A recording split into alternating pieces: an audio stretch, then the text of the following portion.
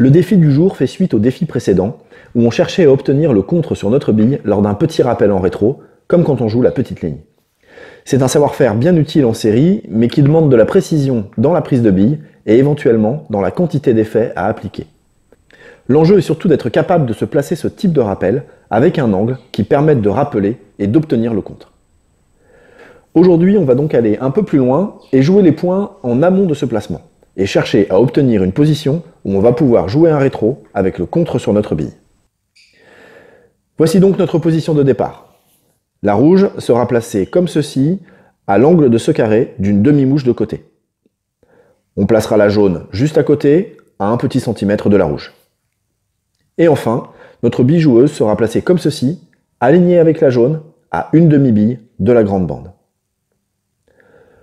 L'objectif sera de jouer sur la jaune, un tout petit peu plus que demi-bille, pour la décaler et préparer en 2 ou 3 points une position où on va pouvoir rappeler la rouge en obtenant le contre sur notre bille, ce qui va permettre de rassembler la 2 et la 3 à nouveau et de récupérer une position de dominante. Ce sera l'objectif à atteindre pour valider ce défi. Voici quelques illustrations d'enchaînement possibles. En effet, une fois le premier point joué, plusieurs scénarios sont susceptibles de se produire. D'abord, si on continue en prenant trop fin, alors on risque de déborder la rouge, et alors, il ne sera plus possible de la rappeler au point suivant. La tentative sera donc un échec. De la même façon, si on prend trop gros, alors on avancera trop la 2, de telle sorte qu'il ne sera pas possible non plus de la rappeler en obtenant le contre sur notre bille. Là aussi, ça sera donc manqué.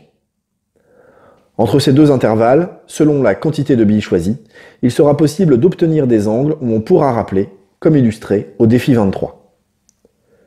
Si j'obtiens un biais où ma bille est presque alignée avec la 2, alors je devrais mettre un peu d'effet d'engrenage à gauche pour entraîner la 2 au contact de la bande et l'aider à revenir sur ma bille. L'essai sera ainsi validé. Si le biais permet un rappel sans effet, alors ce rappel sera facilité, même si cela demandera tout de même de la précision dans la quantité de 2 attaquée pour valider cette tentative.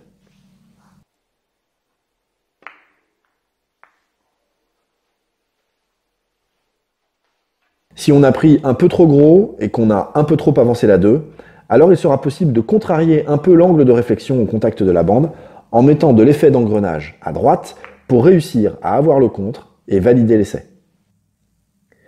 Il est difficile d'être plus précis sur les quantités de billes à attaquer et sur les quantités d'effets à appliquer. Je vous encourage donc à travailler et évaluer vous-même ces différents paramètres à adapter selon les biais que vous parviendrez à obtenir lors de cet enchaînement. Et quand vous vous sentirez prêt, alors faites 10 tentatives pour voir combien de fois vous parvenez à reprendre la dominante en obtenant le contre sur votre bille que vous aurez d'abord préparé en vous plaçant correctement. Sur 10 tentatives, si vous avez réussi ce défi plus de 5 fois, alors bravo, vous pouvez passer au défi suivant. Moins de 3 fois, en revanche, je vous propose de revenir au défi précédent. Entre 3 et 5 fois, on reste sur le même défi.